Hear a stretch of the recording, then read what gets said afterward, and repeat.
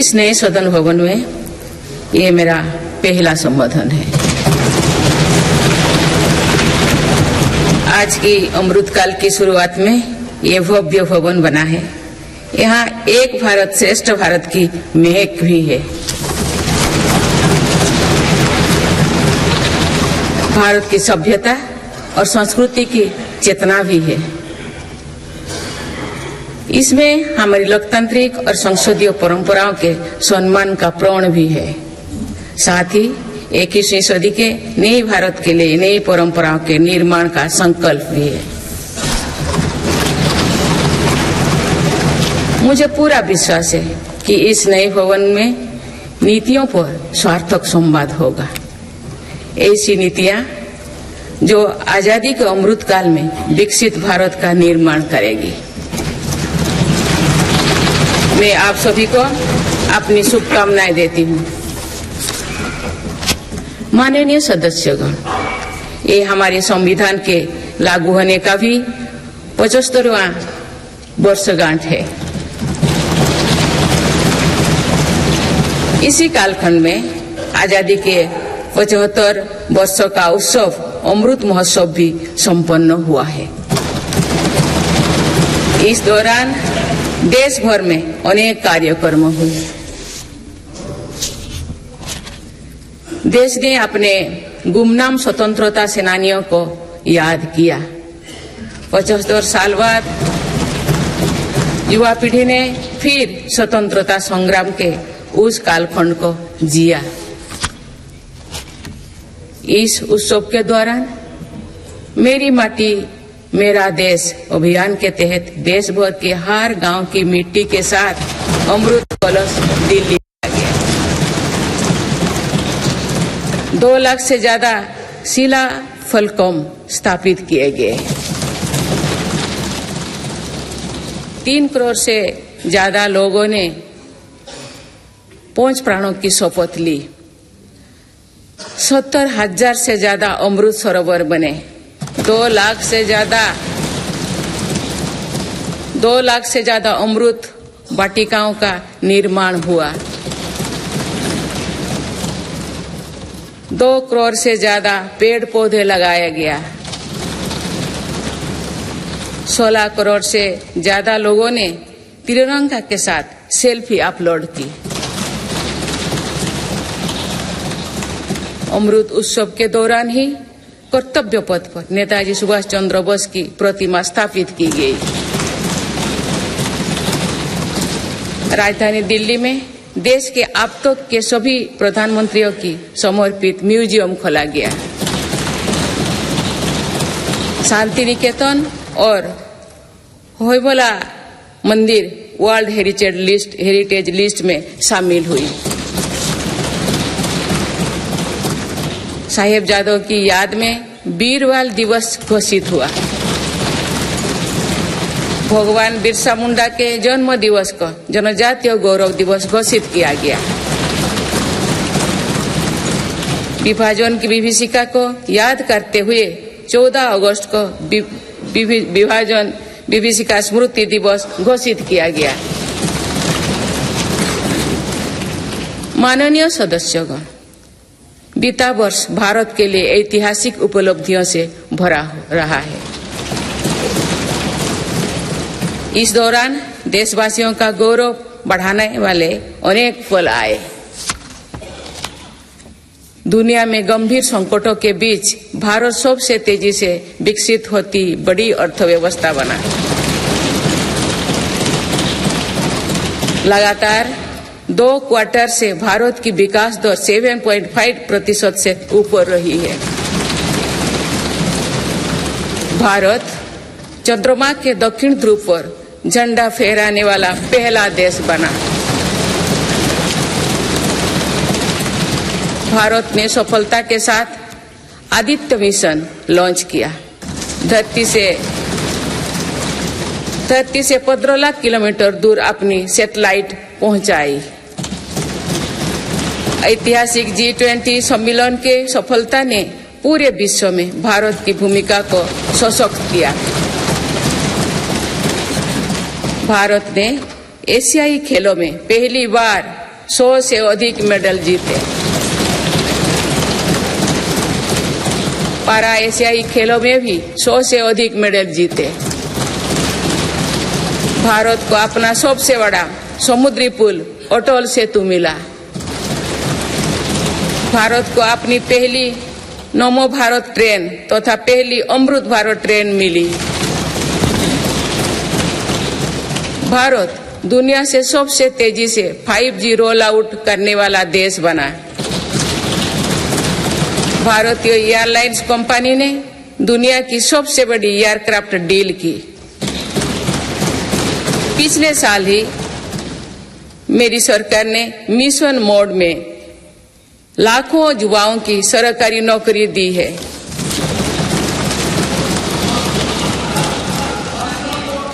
माननीय सदस्यगण, बीते 12 महीने में मेरी सरकार अनेक महत्वपूर्ण विधेयक लेकर भी आए। ये विधेयक आप सभी संसद सदस्यों के सहयोग से आज कानून बन चुके हैं। ये ऐसे कानून हैं जो विकसित भारत के संकल्पों की सिद्धि का मजबूत आधार है।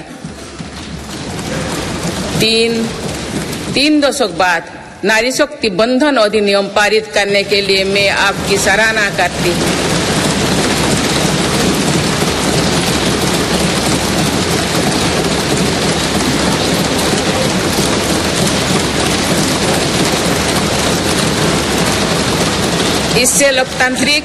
इससे लोकसभा और विधानसभा के महिलाओं की ज्यादा भागीदारी सुनिश्चित हुई है।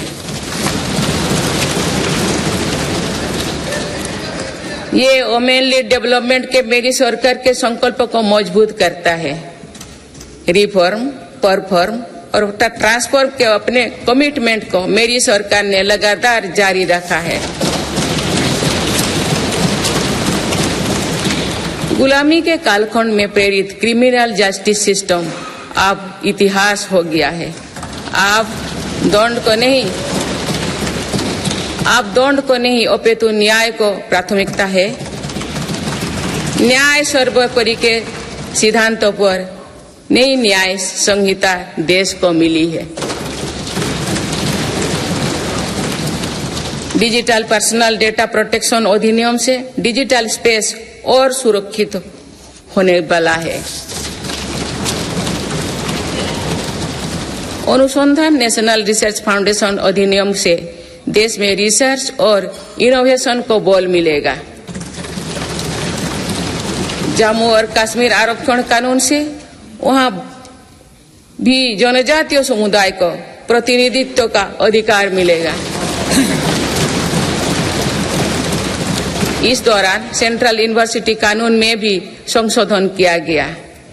इससे तेलंगाना में सरोक का सेंट्रल ट्राइबल यूनिवर्सिटी बनने का रास्ता सुगम हुआ। पिछले वर्ष 76 अन्य पुराने कानून को भी हटाया गया है। मेरी सरकार परीक्षाओं में होने वाली गड़बड़ी को लेकर युवाओं की चिंता से अवगत है। इसीलिए ऐसे गलत तरीके को सख्ती के लिए नया कानून बनाने का निर्णय लिया है। माननीय सदस्यगण, कोई भी राष्ट्र तेज गति से तभी आगे बढ़ सकता है जब वो पुराने चुनौतियों का पूरा परास्त करते हुए अपने ज्यादा से ज्यादा ऊर्जा भविष्य निर्माण में लगाए। पिछले 10 वर्षों में भारत ने राष्ट्र हित में ऐसे अनेक कार्यों को पूरा होते हुए देखा है जिनका इंतजार देश के लोगों को दशकों से था। राम मंदिर के निर्माण की आकांक्षा सदियों से थी, आज ये सोच हो चुका है।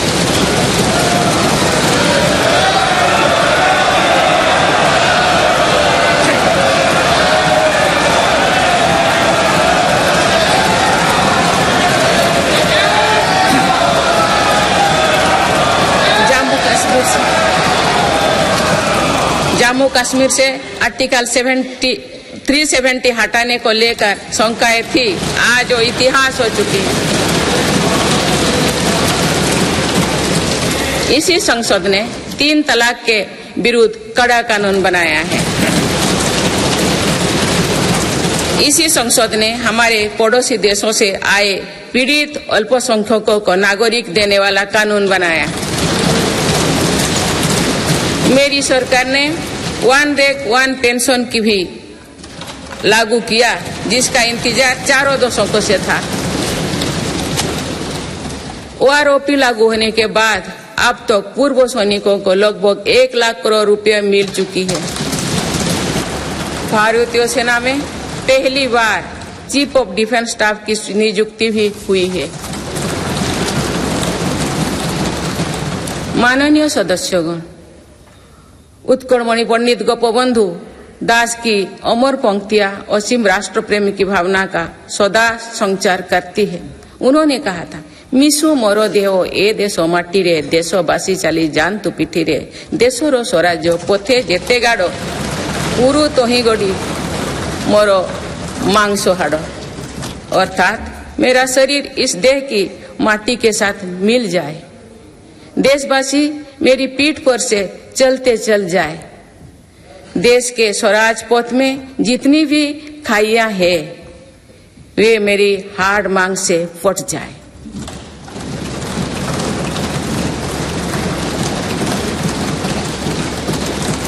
इन पंक्तियों में हमें कर्तव्यों की पराकाष्ठा दिखती है। राष्ट्र सर्वोपरि का आदर्श दिखाई देता है।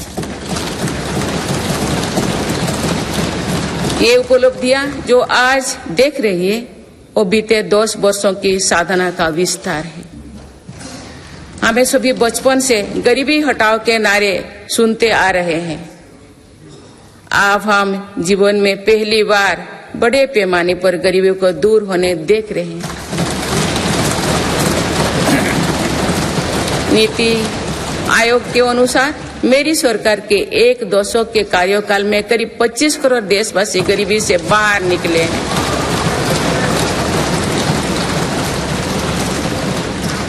यह है प्रत्येक गरीब में नया विश्वास जगाने वाली बात है।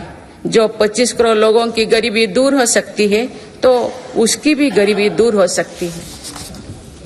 आज अर्थव्यवस्था के विभिन्न आयामों को देखें तो ये विश्वास बढ़ता है कि भारत सही दिशा में तथा सही निर्णय लेते हुए आगे बढ़ रही है। बीते 10 वर्षों में हमने भारत को फ्रेजाइल 5 से निकलकर टॉप 5 इकोनॉमीज में शामिल होते देखा।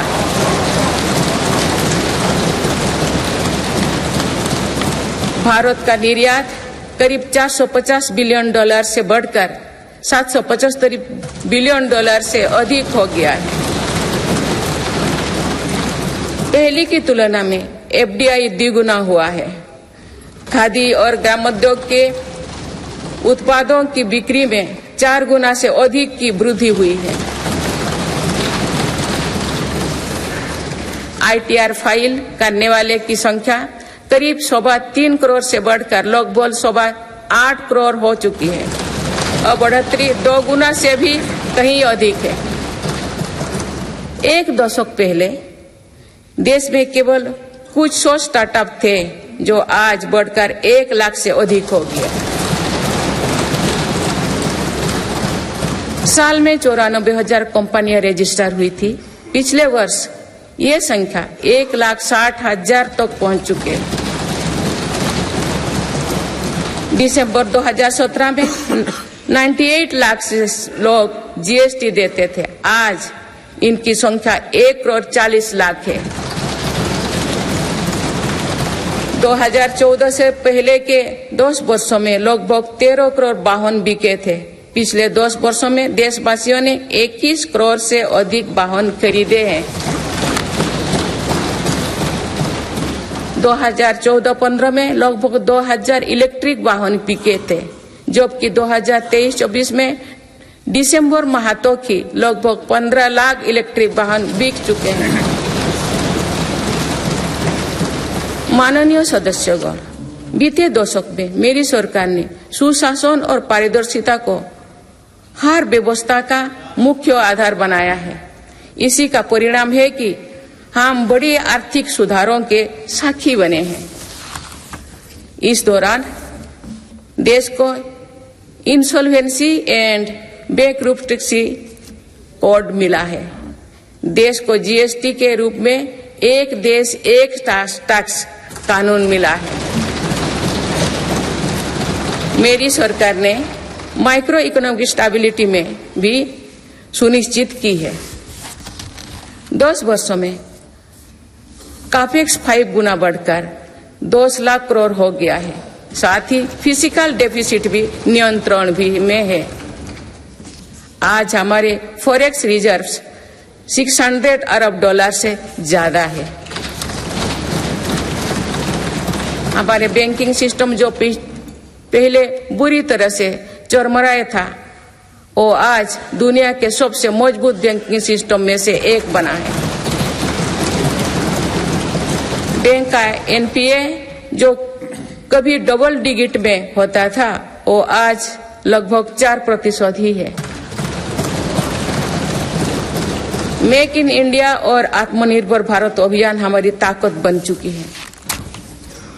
भारत आज दुनिया का दूसरा सबसे बड़ा मोबाइल फोन निर्यात है।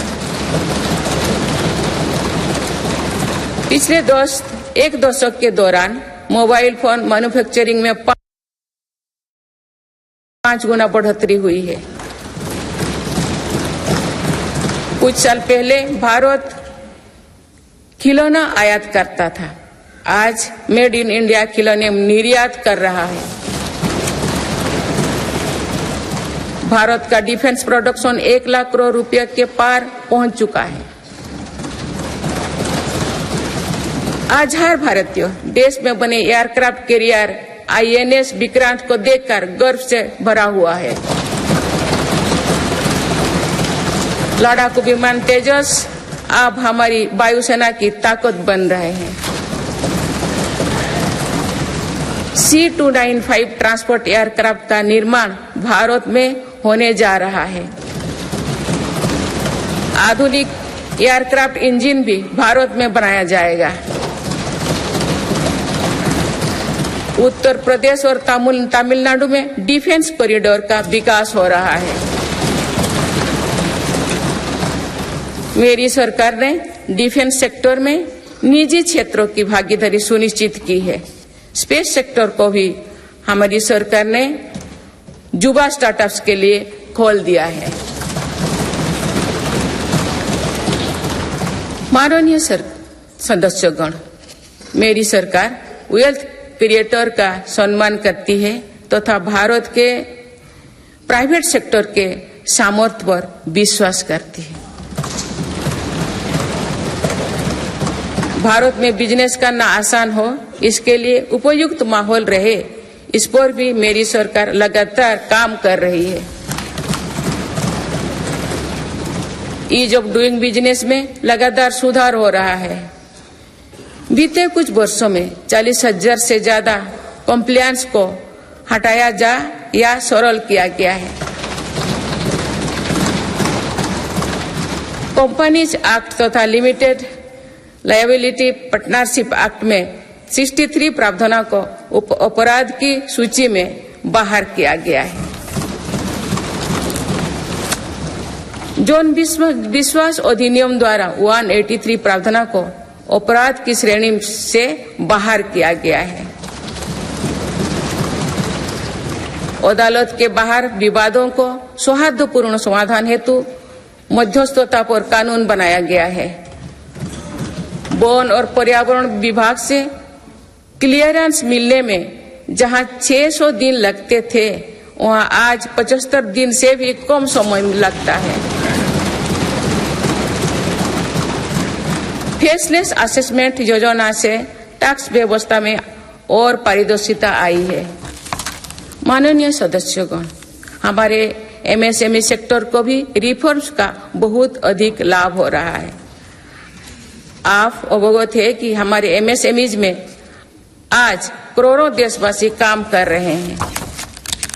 एमएसएमईज और लघु उद्यमियों को सशक्त करने के लिए मेरी सरकार पूरी प्रतिबद्धता से काम कर रही है। एमएसएमई की परिभाषा का विस्तार किया गया है। नई परिभाषा में निवेश और टर्नओवर को समाहित किया गया है। आज उद्यम और उद्यम असिस्ट पोर्टल और लगभग 3.5 करोड़ MSME रजिस्टर्ड है। बीते वर्षों में MSMEs के लिए क्रेडिट गारंटी स्कीम के तहत करीब 5 लाख करोड़ की गारंटी स्वीकृति किए गए। ये 2014 से पहले के दशक से 6 गुना अधिक है। माननीय सदस्यगण, मेरी सरकार का एक और बड़ा रिफॉर्म डिजिटल इंडिया का निर्माण है। डिजिटल इंडिया ने भारत में जीवन और बिजनेस दोनों को बहुत आसान बना दिया है। आज पूरी दुनिया मानती है कि ये भारत की बहुत बड़ी उपलब्धि है। विकसित देशों में भी भारत ऐसा डिजिटल सिस्टम नहीं है। गांव में भी सामान्य खरीद बिक्री डिजिटल तरीके से होगी, ये कुछ लोगों की कल्पना से भी परे था। आज दुनिया के कुल रियल टाइम डिजिटल लेन देन का 46% भारत में होता है।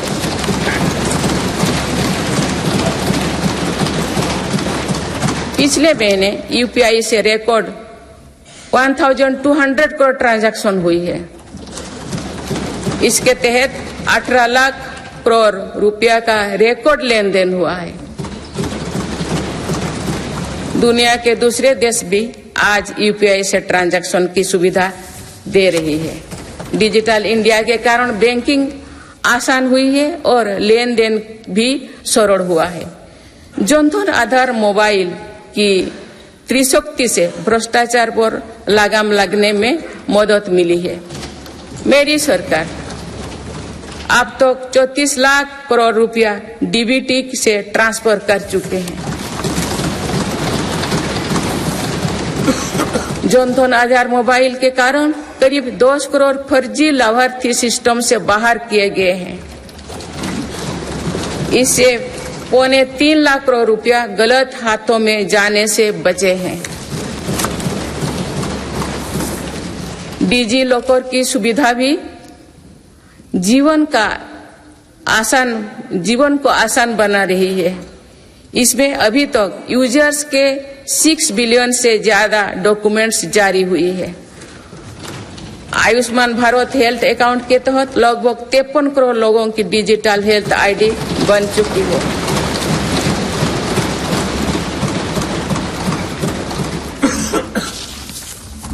माननीय सदस्यगण, डिजिटल के साथ साथ फिजिकल इंफ्रास्ट्रक्चर पर भी रिकॉर्ड निवेश हुई है। आज भारत में ऐसा इंफ्रास्ट्रक्चर बन रहा है जिसका सपना हर भारतीय देखता था। पिछले 10 वर्षों के दौरान गांवों में 4.25 लाख किलोमीटर नई सड़कें बने हुए हैं। नेशनल हाईवे की लंबाई 90,000 किलोमीटर से बढ़कर 1,40,000 किलोमीटर हुई है। 4 लेन नेशनल हाईवे की लंबाई 2.5 गुना बढ़ी है। हाई स्पीड कॉरिडोर की लंबाई 500 किलोमीटर थी, जो आज 4,000 किलोमीटर है। एयरपोर्ट की संख्या 74 से 2 गुना बढ़कर 149 हो चुकी है। देश के बड़े बंदरगाह पर कार्गो हैंडलिंग कैपेसिटी 2 गुना हो गई है। ब्रॉडबैंड इस्तेमाल करने वालों की संख्या में 14 गुना बढ़ोतरी हुई है। देश को लगभग 2 लाख गांव पंचायत को ऑप्टिकल फाइबर से जोड़ा जा चुका है। 4 लाख से अधिक कॉमन सर्विस सेंटर भी खुले हैं, जो रोजगार का बड़ा माध्यम बने हैं। देश में 10,000 किलोमीटर गैस पाइपलाइन भी बढ़ाई गई है। One nation one power grid से बिजली की व्यवस्था में सुधार हुआ है। One nation one gas grid से गैस आधारित अर्थव्यवस्था को बल मिल रहा है। सिर्फ 5 शहरों तक सीमित मेट्रो की सुविधा आज 20 शहरों में है। 25,000 किलोमीटर से ज्यादा रेलवे ट्रैक बिछाई गई। ये कोई विकसित देश के कुल रेलवे ट्रैक की लंबाई से भी ज्यादा है। भारत रेलवे के 100% इलेक्ट्रिफिकेशन के बहुत निकट है। इस दौरान भारत में पहली बार सेमी हाई स्पीड ट्रेन शुरू हुई है। आज 39 से ज्यादा रोड्स पर वंदे भारत ट्रेन चल रही है। अमृत भारत स्टेशन योजना के तहत 1300 से ज्यादा रेलवे स्टेशनों का कायाकल्प हो रहा है। माननीय सदस्यगण, मेरी सरकार मानती है कि विकसित भारत की भव्य इमारत 4 मजबूत स्तंभों पर खड़ी होगी। ये स्तंभ है युवा शक्ति, नारी शक्ति, किसान और गरीब।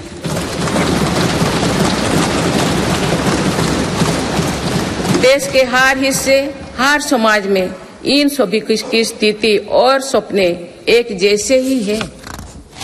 इसीलिए इन 4 स्तंभों को सशक्त करने के लिए मेरी सरकार निरंतर काम कर रही है। मेरी सरकार ने टैक्स का बहुत बड़ा हिस्सा इन स्तंभों को मजबूत बनाने पर खर्च किया है। 4 करोड़ 10 लाख गरीब परिवार को अपना पक्का घर मिला। इस पर लगभग 6 लाख करोड़ रुपया खर्च किए गए। लगभग 11 करोड़ ग्रामीण परिवारों तक पहली बार पाइप से पानी पहुंचा है। इस पर 4 लाख करोड़ रुपया खर्च किया जा रहे हैं। हाल ही में 10 करोड़ उज्ज्वला के गैस कनेक्शन पूरी हुई है। आज इन लाभार्थी बहनों को बहुत सस्ती गैस भी दी जा रही है। इस पर भी सरकार द्वारा 2.5 लाख करोड़ रुपया खर्च किए गए हैं। कोरोना काल से ही 80 करोड़ देशवासियों को मुफ्त राशन दिया जा रहा है।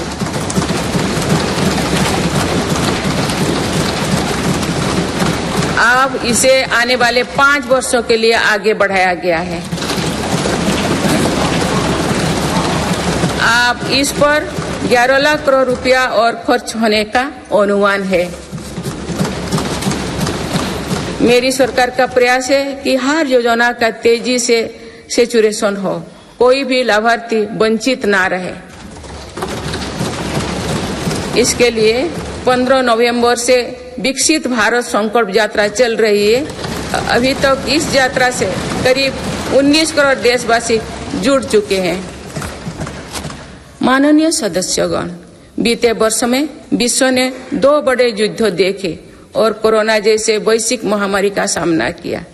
ऐसे वैश्विक संकटों के बावजूद मेरी सरकार ने देश में महंगाई को काबू में रखा, सामान्य भारतीयों का बोझ नहीं बढ़ने दिया।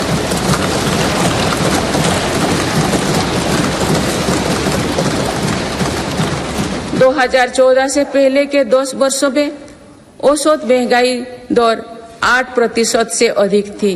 पिछले दशकों में औसत महंगाई दर 5% रही। मेरी सरकार का प्रयास रहा है कि सामान्य देशवासी की जेब में अधिक से अधिक बचत कैसे हो। पहले भारत में 2 लाख रुपए की आय पर टैक्स लग जाता था। आज भारत में 7 लाख रुपए तक की आय पर भी टैक्स नहीं लगता। टैक्स छूट और रिफॉर्म्स के कारण भारत के टैक्स पेयर्स को 2 साल में करीब 2.5 लाख करोड़ रुपया की बचत हुई है। आयुष्मान योजना के अलावा भी केंद्र सरकार विभिन्न हॉस्पिटल्स में मुफ्त इलाज की सुविधा देती है।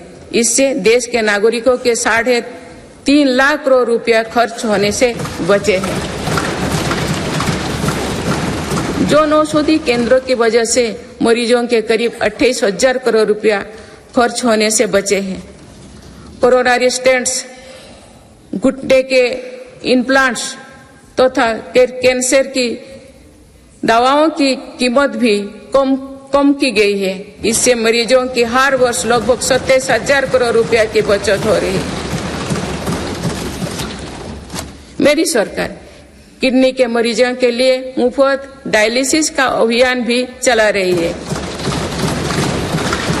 इसका लाभ प्रतिवर्ष 21 लाख से ज्यादा मरीज उठा रहे हैं।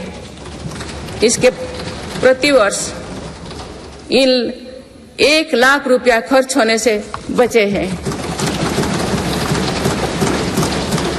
गरीबों को सस्ता राशन मिलता रहे, इसके लिए मेरी सरकार ने पिछले दशक में करीब 20 लाख करोड़ रुपया खर्च किए हैं।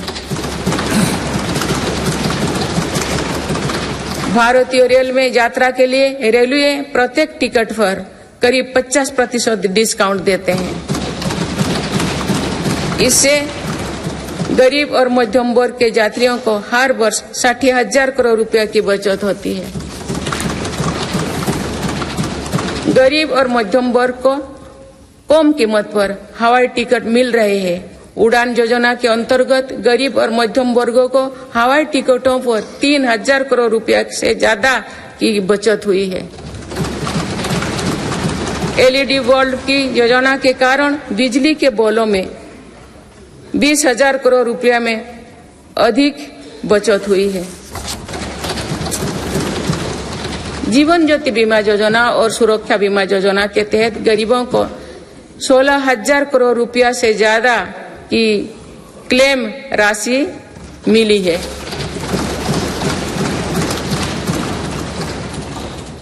माननीय सदस्यगण, नारी शक्ति का सामर्थ्य बढ़ाने के लिए मेरी सरकार हर स्तर पर काम कर रही है। इस वर्ष की गणतंत्र दिवस परेड भी नारी शक्ति के लिए समर्पित थी।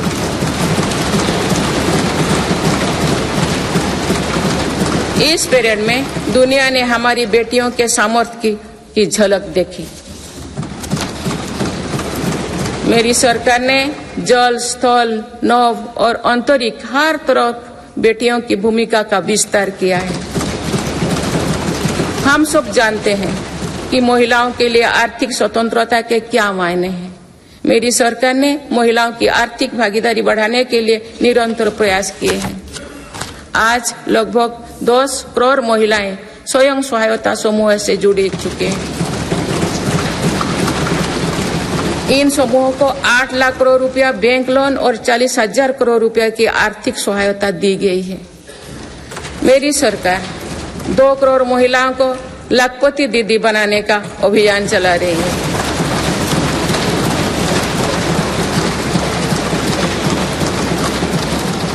नमो ड्रोन दीदी योजना के तहत समूहों को 15,000 ड्रोन उपलब्ध कराए जा रहे हैं। मातृत्व अवकाश 12 सप्ताह से बढ़ाकर 26 सप्ताह करने से देश की लाखों महिलाओं को बहुत मदद मिली है। मेरी सरकार ने महिलाओं की पहली बार सशस्त्र बलों में परमानेंट कमीशन दिया गया है। पहली बार सैनिक स्कूलों और राष्ट्रीय रक्षा अकादमी में महिला कैडेट्स के प्रवेश दिया गया है। आज महिलाएं फाइटर पायलट भी है और नौसेना के जहाज को भी पहली बार कमांड कर रहे हैं। मुद्रा योजना के तहत जो 40 करोड़ से ज्यादा लोन दिए गए हैं, उनमें करीब 31 करोड़ से ज्यादा लोन महिलाओं को मिली है। इस योजना से लाभ लेकर करोड़ों महिलाओं ने स्वरोजगार शुरू किए हैं। माननीय सदस्यगण, मेरी सरकार आज खेती को अधिक लाभकारी बनाने पर बल दे रही है। हमारा ये प्रयास है कि खेती में लागत कम हो और लाभ अधिक हो। मेरी सरकार ने पहली बार 10 करोड़ से अधिक छोटे किसानों को भी देश की कृषि नीति और योजना में प्रमुखता दी है। पीएम किसान सम्मान निधि के तहत अब तक 2,80,000 करोड़ रुपया किसानों को मिल चुके हैं।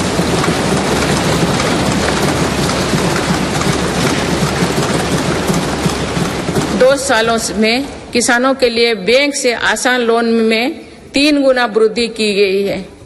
प्रधानमंत्री फसल बीमा योजना के तहत किसानों ने 30,000 करोड़ रुपया प्रीमियम भरा। इसके बदले उन्हें 1.5 लाख करोड़ रुपए का क्लेम मिला है। पिछले 10 वर्षों में लगभग 18 लाख करोड़ रुपया एमएसपी के रूप में धान और गेहूं की खेती करने वाले किसानों को मिले हैं। ये 2014 से पहले के 2 सालों की तुलना में 2.5 गुना अधिक है।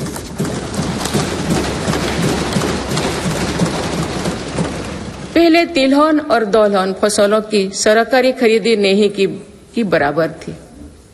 पिछले दशकों में तिलहन और दलहन की खेती करने वाले किसानों को एमएसपी के रूप में 1.25 लाख करोड़ रुपया मिले हैं।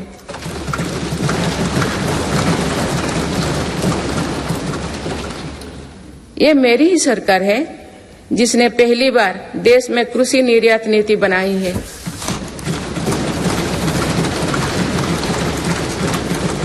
इससे एग्रीकल्चर एक्सपोर्ट 4 लाख करोड़ रुपया तक पहुंचा है।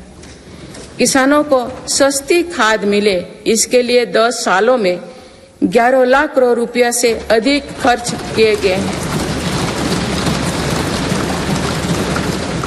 मेरी सरकार ने 1.25 लाख से ज्यादा प्रधानमंत्री किसान समृद्धि केंद्र स्थापित किए हैं। अभी तक लगभग 8,000 किसान उत्पादक संघ एफपीओ बनाए जा चुके हैं। मेरी सरकार कृषि में सहकारिता को बढ़ावा दे रहे हैं। इसके लिए देश में पहली बार सहकारिता मंत्रालय बनाया गया है। सरकारी क्षेत्र में दुनिया की सबसे बड़ी अनाज भंडारण योजना शुरू की गई है। जिन गांव में सहकारी समितियां नहीं है, वहां 2 लाख समितियां बनाई जा रही है। मत्स्य पालन क्षेत्र में 38,000 करोड़ रुपया से अधिक की योजनाएं चलाई जा रही है, जिसके कारण मत्स्य उत्पादन पिछले 10 साल में 95 लाख मीट्रिक टन से बढ़कर 175 लाख मीट्रिक टन यानी लगभग 2 गुना हो गया है। इनलैंड फिशरीज का उत्पादन 61 लाख मीट्रिक टन से बढ़कर 131 लाख मीट्रिक टन हो गया है। मत्स्य पालन क्षेत्र में निर्यात भी 30,000 करोड़ रुपया से बढ़कर 64,000 करोड़ रुपया तक यानी 2 गुनी से ज्यादा बढ़ा है। देश में पहली बार पशुपालकों और मछुआरों को किसान क्रेडिट कार्ड का लाभ दिया गया है। पिछले दशकों में प्रति व्यक्ति दूध उपलब्धता 40% बढ़ी है। पशुओं को खुरपका और मुंहपका बीमारियों से बचाने के लिए पहली बार मुफ्त टीकाकरण अभियान चल रहा है। अब तक 4 चरणों में 50 करोड़ से ज्यादा टीका पशुओं की दिए जा चुके हैं। माननीय सदस्यगण, जनकल्याण की ये जितनी भी योजनाएं हैं, ये सिर्फ सुविधाएं भर नहीं है, इसका देश के नागरिकों के पूरे जीवन चक्र पर सकारात्मक असर पड़ रहा है। विभिन्न सरकारी और गैर सरकारी संस्थाओं द्वारा मेरी सरकार की योजनाओं के प्रभावों का अध्ययन किया गया है। इसके परिणाम बहुत ही प्रभावकारी है और गरीबी से लड़ रहे दुनिया के हर देश को प्रेरित कर रहने वाले हैं।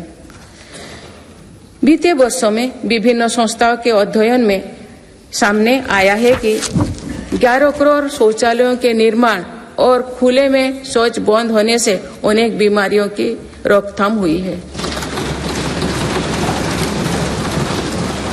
इससे शहरी क्षेत्र के हर गरीब परिवार को इलाज पर प्रति वर्ष 60,000 रुपया तक की बचत हो रही है। पाइप से शुद्ध पेयजल मिलने से भी प्रति वर्ष लाखों बच्चों की जान बच रही है। पीएम आवास योजना पर हुई अध्ययन के अनुसार पक्के घर से परिवार की सामाजिक प्रतिष्ठा और गरिमा बढ़ी है। पक्के घर में बच्चों की पढ़ाई बेहतर हुई है और ड्रॉप आउट की दर में कमी आई है। प्रधानमंत्री सुरक्षित मातृत्व अभियान के वजह से आज देश में 100% संस्थागत प्रसव हो रही है। इस वजह से माता मृत्यु दर में भी भारी गिरावट आई है। एक और अध्ययन के अनुसार उज्ज्वला योजना के लाभार्थी परिवारों में गरीब बीमारी की घटनाओं में कम आई है। माननीय सदस्यगण, मेरी सरकार मानव केंद्रित विकास पर बल दे रही है। हमारे लिए हर नागरिक की गरिमा सर्वोपरि है। यही सामाजिक न्याय की हमारी अवधारणा है। भारत के संविधान के हर अनुच्छेद का संदेश भी यही है। हमारे यहाँ लंबे समय तक सिर्फ अधिकारों पर चर्चा होती थी। हमने सरकार के कर्तव्यों पर भी बल दिया। इससे नागरिकों में भी कर्तव्य भाव जागा। आज अपने अपने कर्तव्य के पालन से हर अधिकार की गारंटी का भाव जागृत हुआ। मेरी सरकार ने उनकी भी सुध ली है जो अब तो विकास की धारा से दूर रहे हैं। ऐसे हजारों आदिवासी गांव हैं जहां बीते 10 वर्षों में पहली बार बिजली और सड़क पहुंची। लाखों आदिवासी परिवारों को अब जाकर पाइप से शुद्ध पानी मिलना शुरू हुआ। विशेष अभियान के तहत मेरी सरकार हजारों आदिवासी बहुल गांव में 4G इंटरनेट सुविधा भी पहुंचा रही है। बंधन केंद्रों की स्थापना और 90 से ज्यादा वन उपज पर MSP दिए जाने से आदिवासियों को बहुत लाभ हुआ है। मेरी सरकार ने पहली बार जनजातियों में भी सबसे पिछड़े जनजातियों को की सुध ली है। उनके लिए लगभग 24,000 करोड़ रुपया की PM जनमन योजना बनाई है। आदिवासी परिवारों में अनेक पीढ़ियां सिकल सेल एनीमिया में पीड़ित रही है। पहली बार इसके लिए राष्ट्रीय मिशन शुरू किया गया है। अब तक लगभग 1,40,00,000 लोग की जांच की हो चुकी है। दिव्यांगजनों के लिए भी मेरी सरकार ने सुगम्य भारत अभियान चलाए हैं। साथ ही भारतीय सांकेतिक भाषा में पाठ्य पुस्तकें उपलब्ध कराई है। ट्रांसजेंडर को समाज में सम्मानजनक स्थान दिलाने और उनके अधिकारों के संरक्षण हेतु भी कानून बनाए हैं। माननीय सदस्यगण, हमारे यहाँ विश्वकर्मा परिवारों के बिना दैनिक जीवन की कल्पना भी मुश्किल है।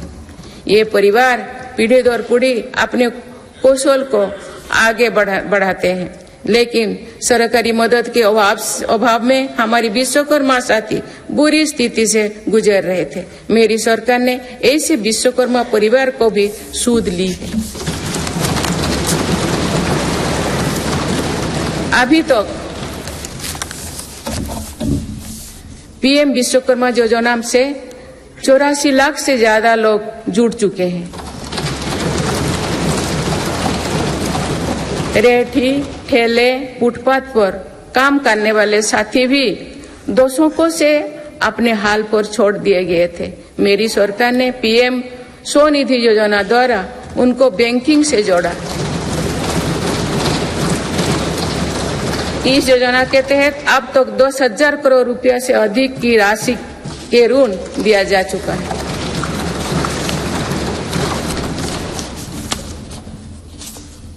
सरकार ने इन पर भरोसा करते हुए बिना कोलेटरल के ऋण दिया है। इस भरोसे के मजबूत करते हुए अधिकांश लोगों ने ऋण भी वापस किया है, अगली किस्त का भी लाभ उठाया है।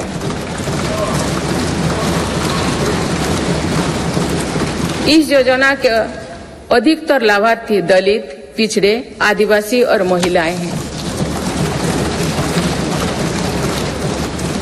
माननीय सदस्यगण, सबका साथ, सबका विकास, सबका विश्वास और सबका प्रयास के मंत्र पर चल रही मेरी सरकार समाज के हर वर्ग को उचित अवसर देने में जुटी है। पहली बार सामान्य वर्ग के गरीबों को आरक्षण की सुविधा दी गई है। मेडिकल में ग्रेजुएशन और पोस्ट ग्रेजुएशन के लिए ओबीसी के केंद्रीय कोटे के तहत दाखिली में 37% आरक्षण सुनिश्चित किया गया है। राष्ट्रीय पिछड़ा बोर्ड आयोग को संवैधानिक दर्जा दिया गया है। मेरी सरकार ने बाबा साहेब आम्बेडकर से जुड़े 5 स्थानों को पंचतीर्थ के रूप में विकसित किया। आज देश भर में आदिवासी स्वतंत्रता सेनानियों के लिए समर्पित 10 संग्रहालय बनाया जा रहा है।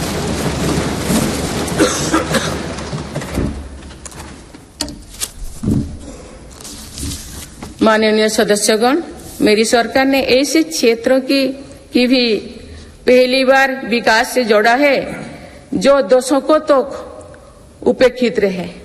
हमारी सीमाओं से सटे गांवों को देश का अंतिम गांव माना जाता था। मेरी सरकार ने उन्हें देश का पहला गांव बनाया।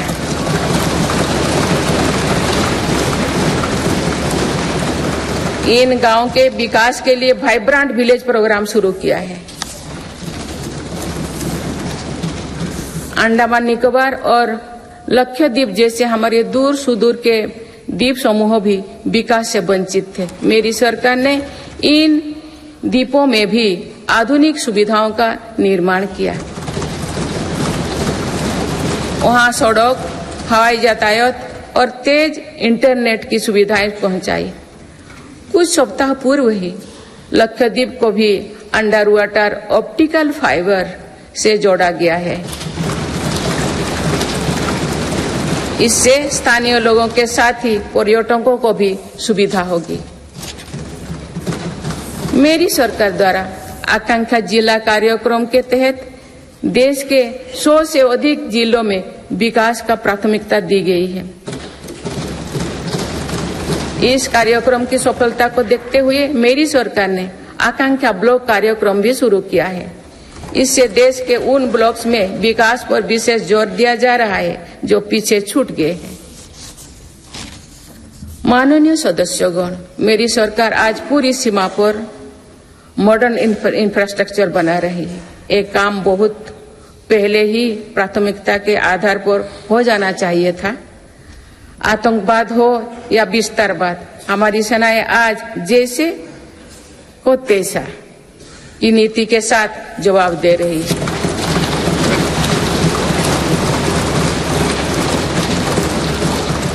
आंतरिक शांति के लिए मेरी सरकार के प्रयासों के सार्थक परिणाम हमारे सामने हैं। जम्मू कश्मीर में आज सुरक्षा का वातावरण है। आज वहां हड़ताल का सन्नाटा नहीं, भीड़ भरे बाजार की चल पहल है। नॉर्थ ईस्ट में अलगाववाद की घटना में भारी कमी आई है। अनेक संगठनों ने स्थायी शांति के तरफ कदम बढ़ाए हैं। नक्सलवाद से प्रभावित क्षेत्र घटे हैं और नक्सली हिंसा में भी भारी गिरावट हुई है। माननीय सदस्यगण, भारत के लिए ये समय आने वाली सदियों का भविष्य लिखने का है। हमारे पूर्वजों ने हजारों वर्षों की एक विरासत हमारे लिए छोड़ी है।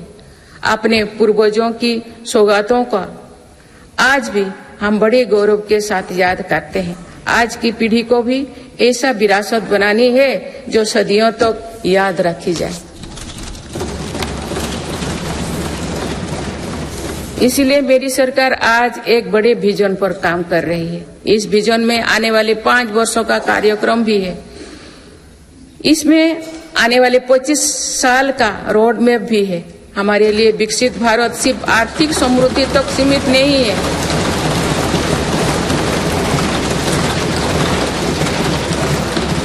हमारे लिए विकास भारत सिर्फ आर्थिक समृद्धि तक सीमित नहीं है, हम सामाजिक, सांस्कृतिक और सामरिक ताकत को भी उतना ही महत्व देते हैं।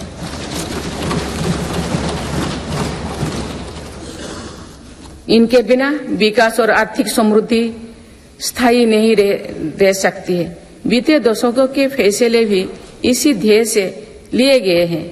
आज भी अनेक कदम इसी लक्ष्य के साथ उठाया जा रहे हैं। माननीय सदस्यगण, भारत के तेज विकास को लेकर आज दुनिया की हर एजेंसी आश्वस्त है। राष्ट्रीय और अंतर्राष्ट्रीय एजेंसी जो भी आकलन कर रहे हैं, उनका आधार भारत की नीतियां हैं। इंफ्रास्ट्रक्चर में रिकॉर्ड निवेश और पॉलिसी रिफॉर्म निवेशकों का विश्वास और बढ़ा रहा है। पूर्ण बहुमत वाली स्थिर और मजबूत सरकार के लिए भारतीयों का संकल्प भी दुनिया को नया भरोसा दे रहे हैं।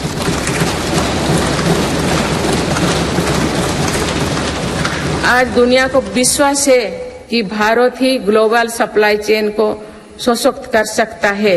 इसीलिए भारत भी आज इसके लिए बड़े कदम उठा रहे हैं। देश में एमएसएमई का एक मजबूत नेटवर्क बनाया जा रहा है। मेरी सरकार ने 14 सेक्टर्स के लिए PLI योजनाएं शुरू किए हैं। इसके तहत अभी तक लगभग 9 लाख करोड़ रुपया का उत्पादन हो चुका है। इससे देश में रोजगार और स्वरोजगार के लाखों नए अवसर बने।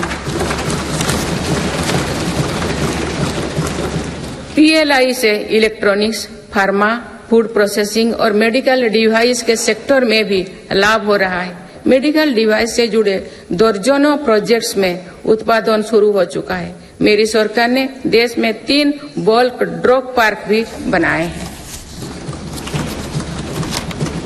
माननीय सदस्यगण, आज मेड इन इंडिया एक ग्लोबल ब्रांड बन चुका है।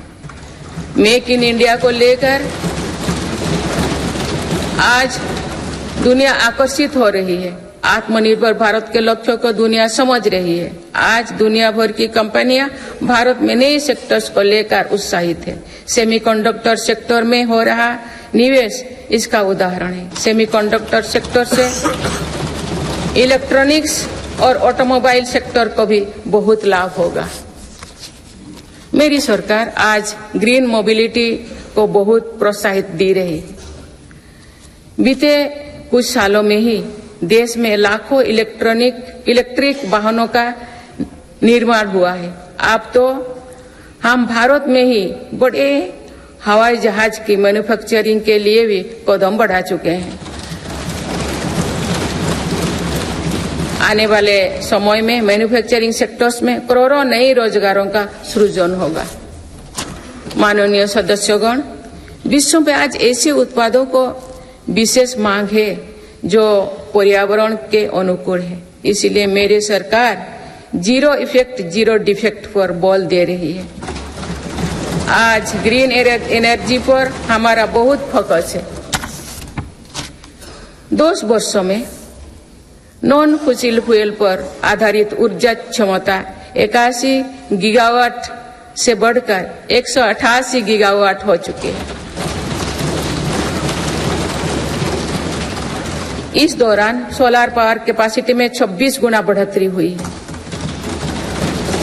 इसी तरह विंड पावर कैपेसिटी 2 गुनी हो चुकी है। रिन्यूएबल एनर्जी इंस्टॉल कैपेसिटी की दृष्टि से हम दुनिया में 4थे नंबर पर हैं। विंड पावर कैपेसिटी में भी हम 4थे नंबर पर हैं। सोलर पावर कैपेसिटी में हम 5वें नंबर पर हैं। भारत में 2030 तक अपनी स्थापित क्षमता का 50% नॉन फॉसिल फ्यूल में से भरा करने का लक्ष्य रखा है। बीते 10 वर्षों में 11 नए सोलर पार्क बन चुके हैं। 9 सोलर पार्क्स पर आज काम चल रहा है। कुछ दिन पहले ही घर की छत पर सोलर एनर्जी उपलब्ध कराने के लिए एक नई योजना घोषित की गई है।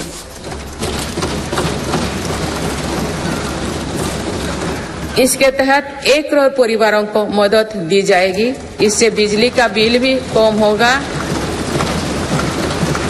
और अतिरिक्त बिजली की खरीद विद्युत बाजारों में की जाएगी। परमाणु ऊर्जा के क्षेत्र में भी बहुत तेजी से काम किया जा रहा है। मेरी सरकार ने 10 नए परमाणु ऊर्जा संयंत्रों को स्वीकृति दी है।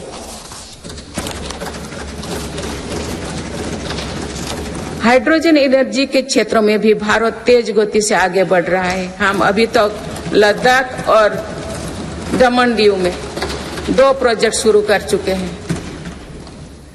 मेरी सरकार ने इथेनॉल के क्षेत्र में अभूतपूर्व काम किया है। देश 12% इथेनॉल ब्लेंडिंग का लक्ष्य हासिल कर चुका है। बहुत ही जल्द 20% इथेनॉल ब्लेंडिंग का टारगेट भी पूरा होने वाला है। इससे हमारे किसानों की आय बढ़ेगी। अभी तक सरकारी कंपनियां 1 लाख करोड़ रुपया से ज्यादा का इथेनॉल खरीद चुकी हैं। इन सारे प्रयासों से अपनी ऊर्जा जरूरतों के लिए विदेशों पर निर्भरता कम होगी। कुछ दिन पहले ही बंगाल की खाड़ी में एक नया ब्लॉक में तेल उत्पादन शुरू हुआ है। ये देश के लिए एक बड़ी सफलता है। माननीय सदस्यगण, धरती में महत्वपूर्ण खनिजों की मात्रा सीमित है। इसीलिए मेरी सरकार सर्कुलर इकोनॉमी को प्रोत्साहित कर रही है। भारत की पहली व्हीकल स्क्रैपेज पॉलिसी का लक्ष्य भी है। गहरे समुद्रों में खनिजों की संभावनाओं को तलाशना भी जरूरी है। इसी लक्ष्य के साथ डीप ओशन मिशन शुरू किया है। इस मिशन में अपने समुद्री जीवन के बारे में हमारी समझ भी बेहतर होगी। भारत का समुद्रयान इस क्षेत्र में शोध कर रहा है। मेरी सरकार भारत को दुनिया की एक बड़ी स्पेस पावर बनाने में जुटे हैं। ये मानव जीवन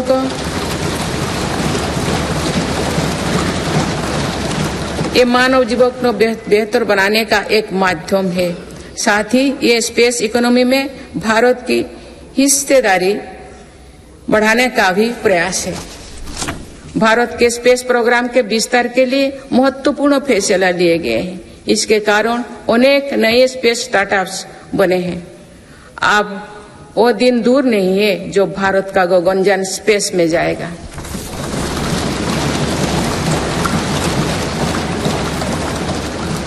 माननीय सदस्यगण, मेरी सरकार ने भारत को दुनिया के अग्रणी डिजिटल इकोनॉमीज में से एक बनाया है। इससे करोड़ों युवाओं को रोजगार मिला है। हमारा प्रयास है कि चौथी औद्योगिक क्रांति में भारत दुनिया में सबसे आगे रहे। मेरी सरकार आर्टिफिशियल इंटेलिजेंस मिशन पर काम कर रही है। ये भारत के युवाओं को नए अवसर देगा। ये नए स्टार्टअप्स के लिए संभावनाएं खोलेगा। इससे कृषि, स्वास्थ्य और शिक्षा के क्षेत्र में क्रांतिकारी बदलाव आएगी। मेरी सरकार ने नेशनल क्वांटम मिशन भी स्वीकृत किया है। क्वांटम कंप्यूटिंग नए दौर की डिजिटल व्यवस्था बनाएगा। इस क्षेत्र में भारत आगे रहे, इसके लिए काम शुरू हो चुके हैं। माननीय सदस्यगण, मेरी सरकार भारत की युवा शक्ति की शिक्षा और कौशल विकास के लिए निरंतर नए कदम उठा रही है।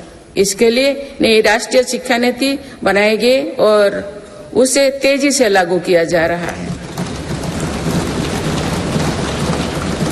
राष्ट्रीय शिक्षा नीति में मातृभाषा और भारतीय भाषाओं में शिक्षा पर बल दिया गया है। इंजीनियरिंग, मेडिकल, कानून जैसे विषयों की पढ़ाई भारतीय भाषा में प्रारंभ कर दी गई है।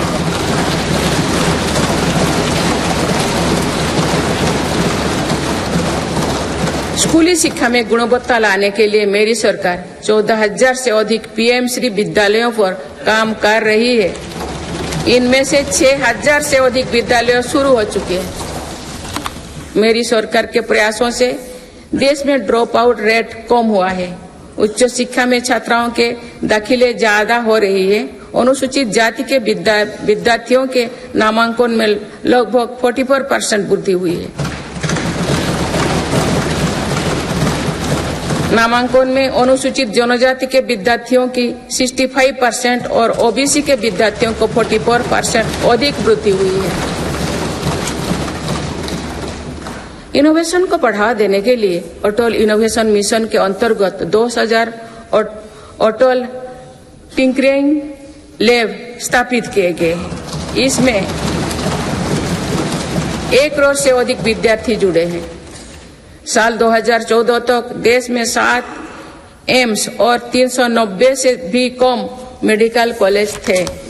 वही पिछले दशक में 16 एम्स और 315 मेडिकल कॉलेज स्थापित किए गए हैं।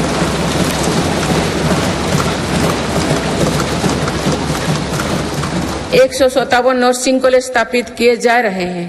पिछले दशक में एमबीबीएस की सीटों में 2 गुना से भी अधिक की वृद्धि हुई है।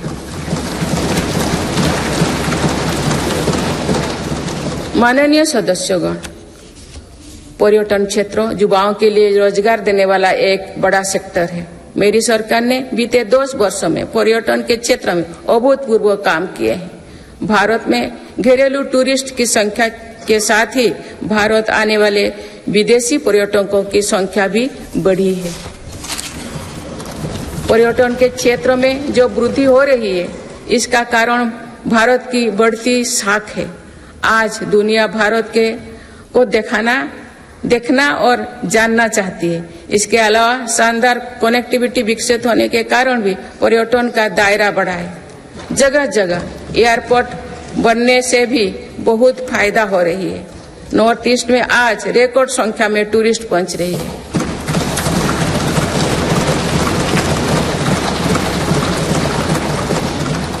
अंडमान निकोबार और लक्षद्वीप को लेकर उत्साह चरम पर है। मेरी सरकार ने देश भर में तीर्थ और ऐतिहासिक स्थलों के विकास पर बल दिया है।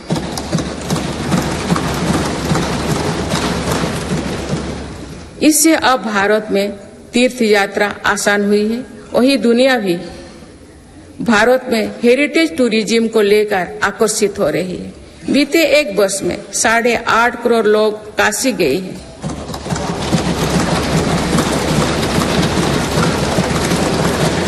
पाँच करोड़ से अधिक लोगों ने महाकाल के दर्शन किए हैं।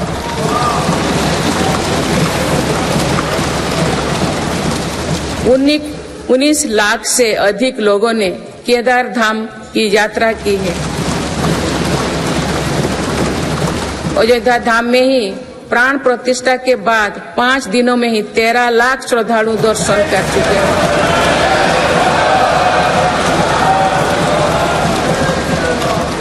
पूर्व पश्चिम उत्तर दक्षिण भारत के हर हिस्से में तीर्थ स्थलों पर सुविधाओं का अभूतपूर्व विस्तार हो रहा है। मेरी सरकार भारत को मीटिंग और प्रदर्शनी से जुड़े सेक्टर में भी अग्रणी बनाना चाहती है।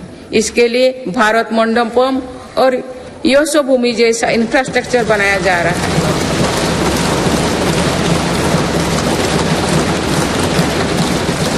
आने वाले समय में टूरिज्म रोजगार का एक बहुत बड़ा माध्यम बनेगा। माननीय सदस्यगण, देश की युवा शक्ति को कौशल और रोजगार से जोड़ने के लिए हम स्पोर्ट्स इकोनॉमी को मजबूत कर रहे हैं। मेरी सरकार ने खेलों और खिलाड़ियों को अभूतपूर्व मदद दी है। आज भारत एक बहुत बड़ी खेल शक्ति बनने की ओर अग्रसर हो रहे हैं।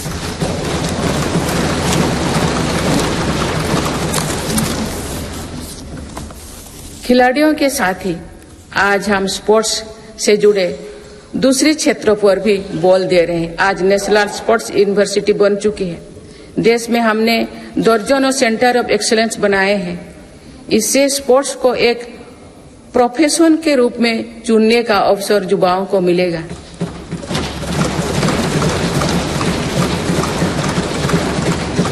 खेल उपकरण से जुड़ी इंडस्ट्री को भी हर प्रकार की मदद दी जा रही है।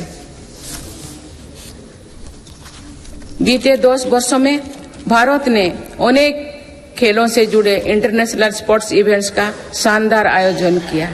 देश के युवाओं में कर्तव्यबोध और सेवा भाव का विस्तार करने के लिए मेरा युवा भारत संगठन बनाया गया है। अभी तक इस संगठन से लगभग 1 करोड़ युवा जुड़ चुके हैं। माननीय सदस्यगण, संक्रमण काल में एक मजबूत सरकार होने का क्या मतलब होता है, ये हमने देखा है। बीते 3 वर्षों से पूरी दुनिया में उथल-पुथल मची हुई है। दुनिया के अलग अलग हिस्सों में दरार पड़ गए हैं। इस कठिन दौर में मेरी सरकार ने भारत को विश्व मित्रों के रूप में स्थापित किया है।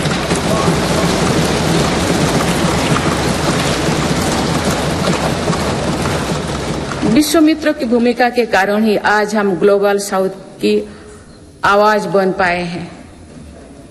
बीते 10 वर्षों में एक और पुरानी सोच को बदला गया है। पहले डिप्लोमेसी से जुड़े कार्यक्रम को दिल्ली के गलियारे तक ही सीमित रखा जाता था। मेरी सरकार ने इसमें भी जनता की सीधी भागीदारी सुनिश्चित की है। इसका एक बेहतरीन उदाहरण भारत द्वारा G20 अध्यक्षता के दौरान देखा गया है।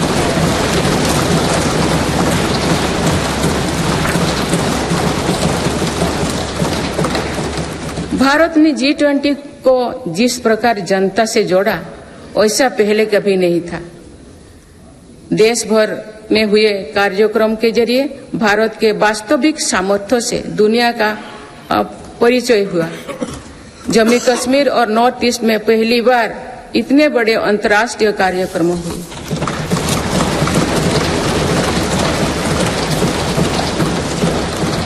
पूरी दुनिया ने भारत में हुए ऐतिहासिक G20 सम्मेलन की प्रशंसा की। ऐसे बंटे हुए माहौलों में भी एक मत से दिल्ली घोषणा पत्र जारी होना ऐतिहासिक है। वुमेन लेड डेवलपमेंट से लेकर पर्यावरण के मुद्दों पर भारत का विजन दिल्ली घोषणा पत्र की नींव बना। हमारे प्रयासों से G20 में अफ्रीकन यूनियन के स्थायी सदस्यता को भी सराहा गया है। इसी सम्मेलन के दौरान Bharat middle east Europe corridor के निर्माण की घोषणा हुई है। ये कॉरिडोर भारत के सामुद्रिक सामर्थ्यों को और सशक्त करेगा। ग्लोबल बायोफ्यूल अलायंस का लॉन्च होना भी बहुत बड़ी घटना है। इस प्रकार के कदम वैश्विक समस्याओं के समाधान में भारत की भूमिका का विस्तार कर रहे हैं। माननीय सदस्यगण, मेरी सरकार ने वैश्विक विवादों और संघर्षों के इस दौरे में भी भारत के हितों को मजबूती से दुनिया के सामने रखा है। भारत की विदेश नीति का दायरा आज अतीत की विदेशों से कहीं आगे बढ़ चुका है। आज भारत अनेक वैश्विक संगठनों का सम्मानित सदस्य है। आज आतंकवाद के खिलाफ भारत दुनिया के एक प्रमुख आवाज है।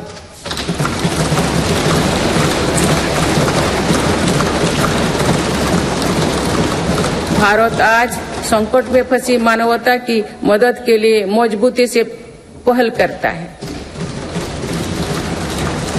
दुनिया में कहीं भी संकट आने पर भारत वहां तेजी से पहुंचने का प्रयास करता है। मेरी सरकार ने दुनिया भर के काम कर रहे भारतीयों में नया भरोसा जगाया है। ऑपरेशनल गंगा, ऑपरेशनल कावेरी और वंदे भारत जैसे अभियान चलाकर जहां जहां संकट आया वहां से हर भारतीयों को हम तेजी से सुरक्षित वापस लेकर आए।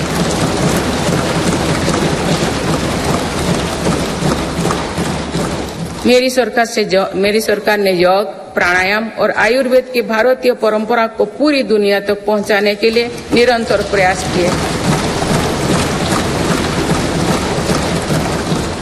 पिछले वर्ष संयुक्त राष्ट्र संघ के मुख्यालय में 135 देशों की प्रतिनिधित्व ने एक साथ योग किया।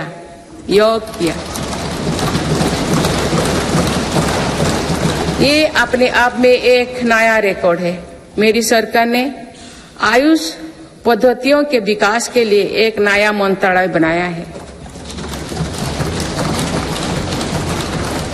विश्व स्वास्थ्य संगठन का पहला global centre for traditional medicine भी भारत में बन रहा है। माननीय सदस्यगण, सभ्यताओं के कालखंड में ऐसे पड़ाव आते हैं जो सदियों का भविष्य तय करते हैं। भारत के इतिहास में भी ऐसे अनेक पड़ाव आए। इस वर्ष 22 जनवरी को भी देश ऐसे ही एक पड़ाव का साक्षी बना है।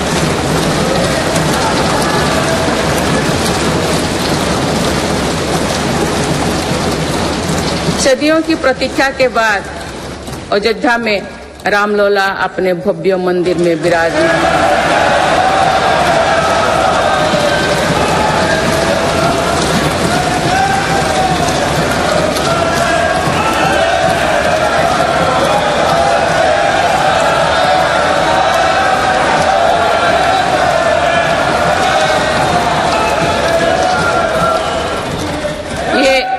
ये करोड़ों देशवासियों की इच्छा और आस्था का प्रश्न था, जिसका उत्तर देश ने पूरे सद्भाव के साथ खोजा है।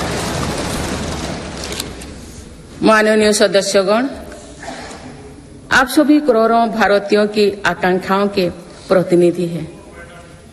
आज जो युवा स्कूल कॉलेज में है, उनके सपने बिल्कुल अलग हैं। हम सभी का ये दायित्व है कि अमृत पीढ़ी के सपनों को पूरा करने में कोई कसर बाकी ना रहे।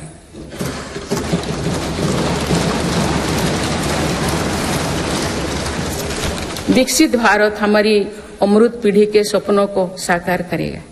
इसलिए हम सभी को एक साथ मिलकर संकल्पों की सिद्धि के लिए जुड़ना होगा।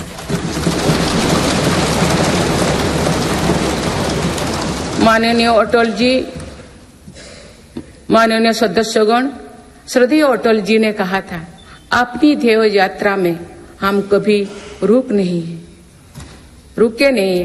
अपनी ध्येय यात्रा में हम कभी रुके नहीं, किसी चुनौती के सम्मुख कभी झुके नहीं।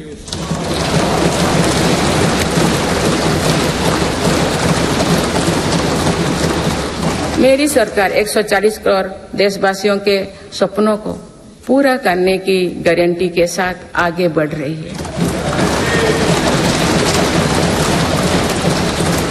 मुझे पूरा विश्वास है कि ये नया संसद भवन भारत की ध्येय यात्रा को निरंतर ऊर्जा देता रहेगा, नई और स्वस्थ परंपरा बनाएगा। वर्ष 2047 को देखने के लिए अपने साथी तो अब इस सदन में नहीं होंगे, लेकिन हमारी विरासत ऐसे होनी चाहिए कि तब की पीढ़ी हमें याद रखे।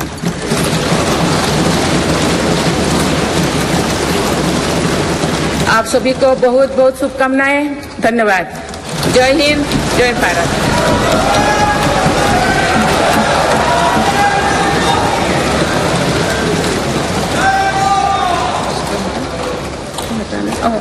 आपको पढ़ना है।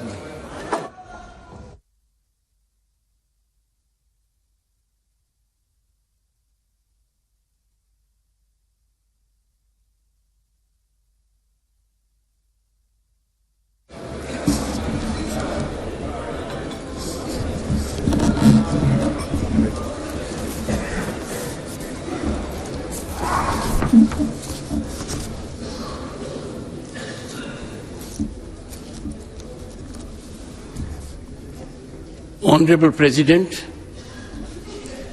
honorable members, I wish to read some parts from the English version of Honorable President's address, and the rest may be considered as read. This is my first address in new Parliament building.